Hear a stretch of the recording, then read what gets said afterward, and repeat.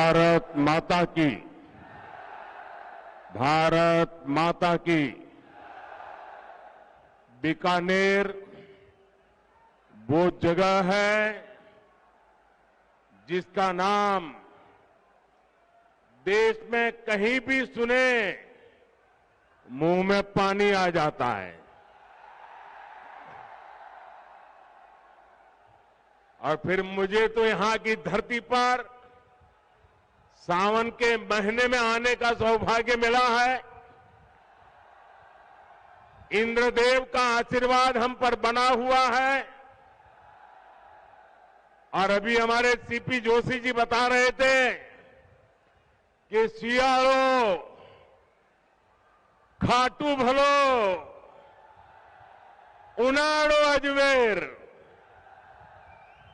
मारवाड़ नित्रो भलो सावण बीकानेर।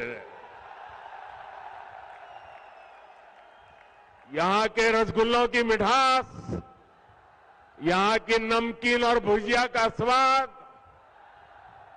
पूरी दुनिया में प्रसिद्ध है। मेरे लिए शहर इसलिए भी खास है क्योंकि बीकानेर को छोटी काशी के रूप में भी जाना जाता है। यहां काशी की ही तरह गौरवशाली अतीत भी है और अध्यात्म भी है। ये पावन धरा मां करणी की धरती है। सांख्य दर्शन के प्रणेता भगवान कपिल की तपोभूमि है। ये रुणीचा धाम रामदेवरा के बाबा रामदेव जी, सिद्ध समाज के गुरु जसनाथ जी और भी तेजा जी के भक्तों की धरती है। ये पर्यावरण संरक्षण के प्रणेता गुरु जंबेश्वर की तपस्थली रही है। ये 13 पंथ धर्म संघ के आचार्य तुलसी की कर्मभूमि रही है।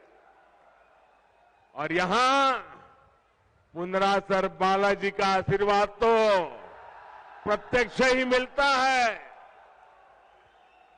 इन सभी देवों और संतों को मैं श्रद्धापूर्वक नमन करता हूं।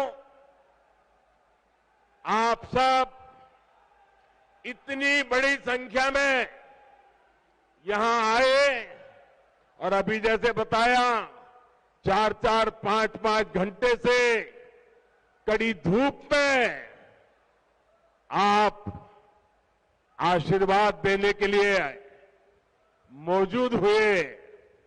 मैं जितना आपका आभार व्यक्त करूं उसके लिए मेरे पास शब्द कम पड़ रहे हैं। मैं फिर एक बार हृदय से आपका आभार व्यक्त करता हूं, धन्यवाद करता हूं।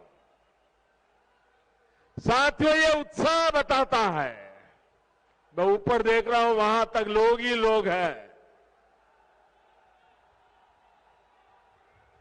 ये उत्साह बताता है कि राजस्थान में मौसम का पारा ही नहीं चढ़ा है, बल्कि कांग्रेस सरकार के खिलाफ जनता का पारा भी चढ़ चुका है।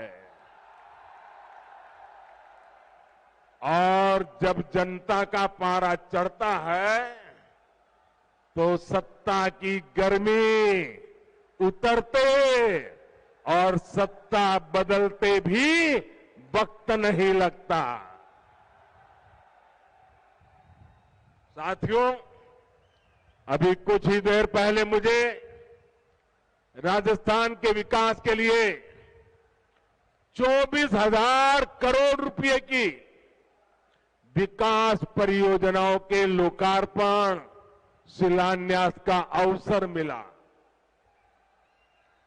अमृतसर जामनगर एक्सप्रेसवे को राजस्थान में पड़ने वाला 500 किलोमीटर से लंबा सेक्शन अब शुरू हो गया है। इसके पहले दिल्ली मुंबई एक्सप्रेसवे के दिल्ली दौसा लालसोट सेक्शन का भी शुभारंभ हुआ था। राजस्थान की कनेक्टिविटी के लिए जितना काम भाजपा सरकार ने किया है उतना पहले कभी नहीं हुआ है। पिछले 9 वर्षों में केंद्र सरकार जितनी भी योजनाएं लाई हैं, हमारी कोशिश यही रही है उनका ज्यादा से ज्यादा लाभ राजस्थान को मिले। हमने देश भर के गरीबों के लिए 4 करोड़ पक्के मकान बनाए। इसमें से करीब 20 लाख घर राजस्थान के मेरे गरीब भाइयों बहनों को मिला है। 20 लाख घर। हमने देश भर में करीब 50 करोड़ गरीबों के बैंक खाते खोले। इस वजह से राजस्थान के 3 करोड़ गरीबों को पहली बार बैंक की सुविधा मिली। कोरोना के मुश्किल समय में यही बैंक खाते गरीबों की सबसे बड़ी ताकत बने। भाई और बहनों, विकास पूरी तरह से जनता तक तब पहुंच पाता है जब देश और प्रदेश की दोनों सरकारें साथ मिलकर ईमानदारी से काम करें। पिछले 4 वर्षों में राजस्थान में हालात इसके बिल्कुल उलट रहे हैं। हम दिल्ली से योजनाएं यहां राजस्थान में भेजते हैं, लेकिन यहां जयपुर में कांग्रेस का पंजा उस पर झपटा मार देता है।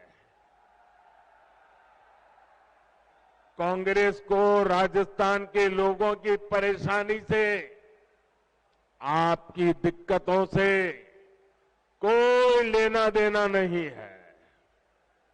अब आप देखिए, घर घर पीने का साफ पानी पहुंचाने की भाजपा सरकार की योजना से भी अब कांग्रेस सरकार को परेशानी है। जिस राजस्थान को जल जीवन मिशन में सबसे टॉप पर होना चाहिए था, वो सबसे धीमा करने वाले राज्यों की लिस्ट में शामिल है। आज देश के 130 से ज्यादा जिले ऐसे हैं जहां 100% घरों में नल से जल पहुंचा है। इनमें से पूरे देश को 130 जिले, और इसमें से राजस्थान का एक भी जिला नहीं है। अब आप मुझे बताइए, क्या राजस्थान के लोगों ने कोई गुनाह किया है क्या? किस बात की सजा दे रहे हो? क्या राजस्थान के लोगों ने कोई गलती की है क्या? क्या आपको नल से जल मिलना चाहिए, नहीं मिलना चाहिए? आपके घरों में पानी आना चाहिए, नहीं आना चाहिए? देश के 130 जिलों में हो रहा है, आपका एक जिला तो होना चाहिए कि नहीं होना चाहिए था? साथियों, गलती राजस्थान के लोगों की नहीं, गलती यहां की कांग्रेस सरकार की है। कांग्रेस सरकार ने 4 सालों में राजस्थान का बहुत नुकसान किया है। और ये बात कांग्रेस के नेता भी अच्छी तरह जानते हैं। राजस्थान में कांग्रेस की हार इतनी सुनिश्चित है कि यहां की सरकार अभी से बाय बाय मोड में आ गई है। मुझे पता चला है कि कुछ मंत्री विधायक तो अभी से अपने सरकारी बंगले खाली करके अपने खुद के घरों में शिफ्ट होने लगे हैं। अपनी हार पर इतना भरोसा सिर्फ कांग्रेस के नेता ही कर सकते हैं। साथियों, पुरानी कहावत है कि दिया बुझने से पहले जोर से लपलपाता है। अपनी हार के डर से कांग्रेस भी ऐसा ही कर रही है। इसके लिए वो राजस्थान के लोगों को गुमराह करने पर उतर आई है।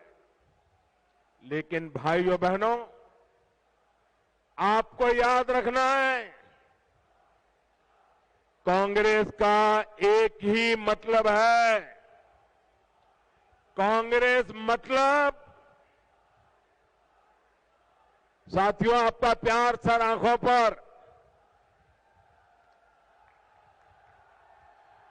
आप आगे आने की कोशिश मत कीजिए। आपका प्यार मेरे सर आंखों पर। साथियों, कांग्रेस का मतलब है लूट की दुकान, झूठ का बाजार। लूट की दुकान, झूठ का बाजार, जो ये इन दिनों बड़े बड़े वायदे किए जा रहे हैं, उसमें लूट के इरादे और झूठ के पिटारे के सिवा और कुछ नहीं है। साथियों, कांग्रेस की झूठ और छलावे की राजनीति का शिकार सबसे ज्यादा राजस्थान का किसान हुआ है। आप मुझे बताइए, पिछले चुनाव में कांग्रेस ने किसानों का कर्ज माफ करने का वादा किया था। कांग्रेस ने वादा किया था। इनके नेता ने 10 दिन के भीतर भीतर कर्ज माफी की कसम खाई थी। क्या किसानों का कर्ज माफ हुआ?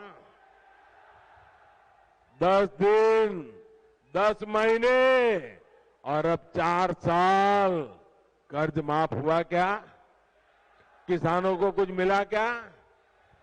यहां के किसान इतनी बड़ी मात्रा में बाजरा उत्पादन करते हैं।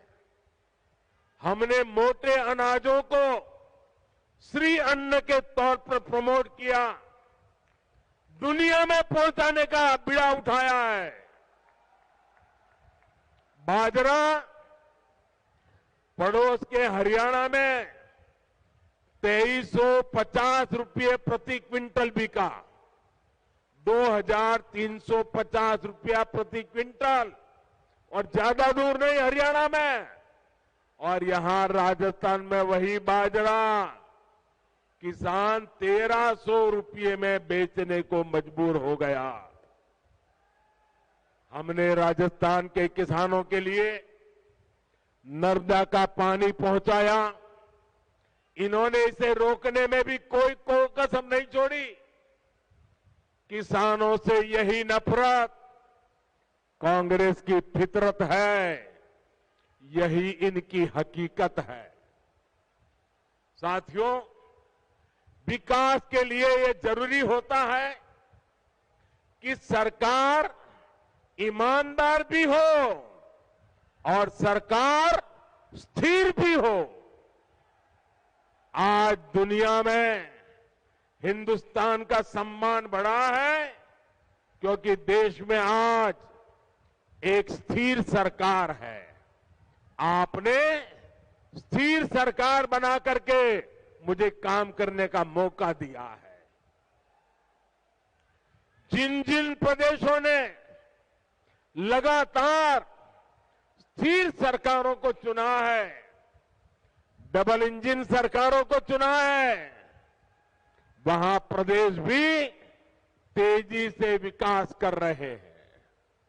लेकिन राजस्थान में जब से कांग्रेस सरकार आई है, इन्होंने क्या किया? 4 साल से पूरी कांग्रेस पार्टी और सरकार बस आपस में लड़ रही है। हर कोई एक दूसरे की टांग खींच रहा है। अपने अपने गुट को मजबूत बनाने के लिए खुलेआम सौदेबाजी हो रही है। एक खेमे के विधायकों को ट्रांसफर, पोस्टिंग और लूट की खुली छूट मिली हुई है ताकि वो दूसरे गुट में भाग न जाए। ये लड़ाई केवल खेमों तक ही नहीं है, सारे मंत्री भी आपस में लड़ रहे हैं कि इस विभाग में लूट का काम मुझे मिले, वो मुझे लूटने दिया जाए। इस विभाग का काम उस विभाग को क्यों दिया गया? इस मंत्री कमीशन उस मंत्री के पास कैसे चला गया? पूरी राजस्थान सरकार इसी खींचतान में लगी पड़ी है। और इस पर पूरी खींचतान के बीच राजस्थान के मुख्यमंत्री अपने बेटे का भविष्य बचाने में जुटे हुए हैं। उन्हें राजस्थान के बेटे बेटियों की कोई चिंता नहीं है। इस वजह से भी कई मंत्री विधायक उनसे खार खाए हुए हैं। आप मुझे बताइए साथियों, क्या ऐसे लोग राजस्थान का भला कर सकते हैं? राजस्थान के युवकों का भला कर सकते हैं? राजस्थान के गांवों का भला कर सकते हैं? राजस्थान के किसानों का भला कर सकते हैं? इन लोगों से राजस्थान के विकास की कोई उम्मीद नहीं की जा सकती है भाइयों। इन लोगों को मैं आज 2 टूक कह देना चाहता हूं। अब ये भ्रष्टाचार की नुरा कुश्ती बहुत हुई। अब लोकतंत्र के अखाड़े में जनता जनार्दन फैसला करेगी। अब राजस्थान को स्थिर सरकार चाहिए। अब राजस्थान को डबल इंजन की सरकार चाहिए। अब राजस्थान को परिवारवाद नहीं, अब राजस्थान को विकासवाद चाहिए। साथियों, राजस्थान में जब से कांग्रेस आई है, इसने एक और पहचान बनाई है। भ्रष्टाचार, अपराध और तुष्टीकरण। हालत यह है कि जब भ्रष्टाचार की रैंकिंग होती है तो राजस्थान उसमें नंबर 1 आता है, नंबर 1 आता है। जो राजस्थान अपनी शांति और सौहार्द के लिए जाना जाता था, वहां आज आए दिन सांप्रदायिक तनाव की घटनाएं हो रही हैं। पूरी कांग्रेस सरकार तुष्टीकरण में लगी हुई है। यहां सिस्टम इतना बेखौफ हो गया है कि पेपर लीक की एक अलग इंडस्ट्री खुल गई है।